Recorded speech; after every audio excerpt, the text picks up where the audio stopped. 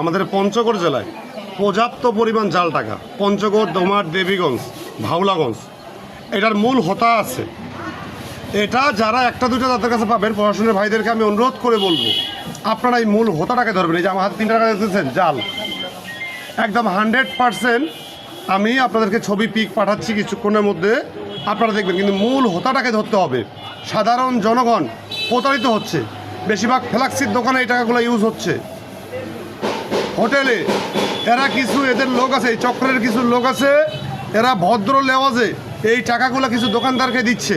আপনারা দেখে নেবেন টাকাগুলো। আবারও আমি বলতেছি ভাই, বারবার করে বলতেছি, আপনারা আমার ভিডিওটাতে এই যে দেখবো অপর পৃষ্ঠা আমি দেখাচ্ছি আপনাদের টাকাগুলো দেখেন আপনারা, এটা জাল না সঠিক। কিন্তু আমি জানি আমার হাতে আসার মধ্যে ধরুন 20টা টাকার মধ্যে 3টা টাকা আমি বেছে নিছি।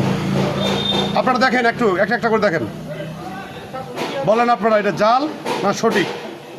দেখবেন এরকম টাকা প্রতারিত প্রতি ফ্ল্যাক্সির দোকান বিভিন্ন জায়গায় করতেছে।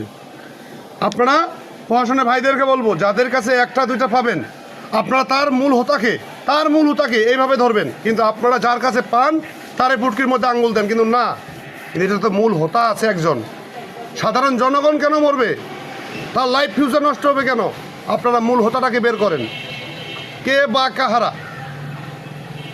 হাওলাগঞ্জ, পঞ্চগড়, দেবীগঞ্জ পর্যাপ্ত পরিমাণ জাল টাকা ঢুকাইছে। দোকানদারকে ভাইদেরকে বলি, সতর্কবার্তা দেই, আপনারা সাবধান হন। ফ্ল্যাক্সির দোকানদার ভাই, আপনারা দেখে নেবেন, হাতে ধরলেই বুঝতে পারবেন যে টাকাটা মোটা। আমাকে ঠকাইছে গত পরশু। আসসালামু আলাইকুম।